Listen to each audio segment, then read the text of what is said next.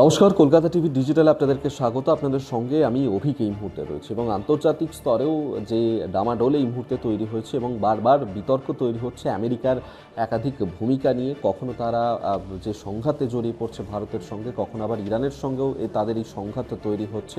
এবং সাম্প্রতিক সময়ে এই নিয়ে একটি খবর পাওয়া গিয়েছিল যে আমেরিকা এবং ইরানের মধ্যে একটি চুক্তি স্বাক্ষরিত হয়েছে।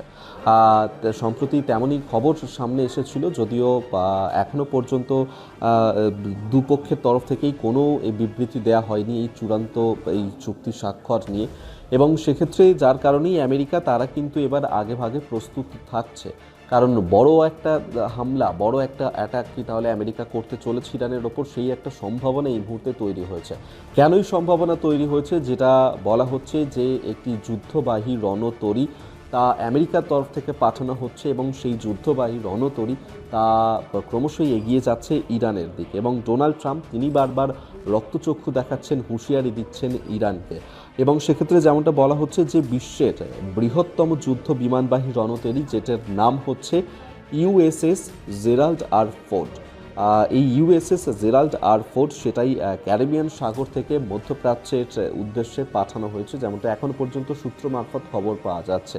এবং সেক্ষেত্রে এর আগেও আমরা অতীতে দেখেছিলাম যে আমেরিকার যে এই যে অঞ্চলটা রয়েছে সেখানে নিজেদের যে সামরিক বাহিনী তাদেরকে অতি সক্রিয় রেখেছিল। এবং আমেরিকার তরফ থেকে যেমনটা বলা হচ্ছে যে যে সমস্ত কথোপকথন এক্ষেত্রে হয়েছিল যে ইউএসএস জেরাল্ড এবং ফোর্ড বিশ্বের হচ্ছে সবচেয়ে আধুনিক এবং শক্তিশালী যুদ্ধ বিমানবাহী রণতরীগুলির মধ্যে একটি। এবং সেক্ষেত্রে এটির মধ্যে এতটাই ক্ষমতা রয়েছে যে যুদ্ধ বিমান তারা বহন করতে পারে এবং সেইখান থেকেই কিন্তু এটাকে পরিচালনা করাও সম্ভবপর। এবং সেক্ষেত্রে বলা হচ্ছে যে আমেরিকার তরফ থেকে যে ইরানের সঙ্গে যদি তাদের এই চূড়ান্ত স্বাক্ষর না হয়, তাহলে এই যে রণতরী যা ক্রমশ ইরানের দিকে এগিয়ে চলেছে সেটা আমেরিকা ব্যবহার করতে পারে। এবং সেক্ষেত্রে যে শর্ত আমেরিকার তরফ থেকে দেয়া হয়েছিল সেটা মেনে যদি ইরানের সঙ্গে আমেরিকার চুক্তি হয়, তাহলে এই রণতরীকে আমেরিকা সেখানেই স্থগিত করে দেবে এবং ফের সেটাকে ফিরিয়ে আনবে। এমনটি কিন্তু হুঁশিয়ারি দিয়ে ডোনাল্ড ট্রাম্প তিনি জানিয়েছেন।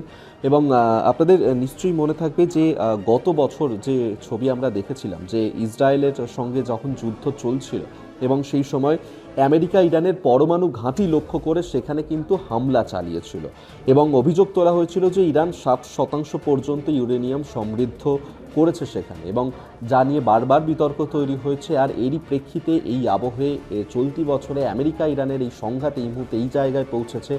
দেখা যাক যে আমেরিকা এবং ইরানের মধ্যে আদৌ চুক্তি স্বাক্ষরিত হয় নাকি আমেরিকা ইরানের ওপর হামলা চালায় এবং ইরানেরই বা এর পাল্টা পদক্ষেপ কী হতে পারে। অবশ্যই সেদিকে আমাদের নজর থাকবে।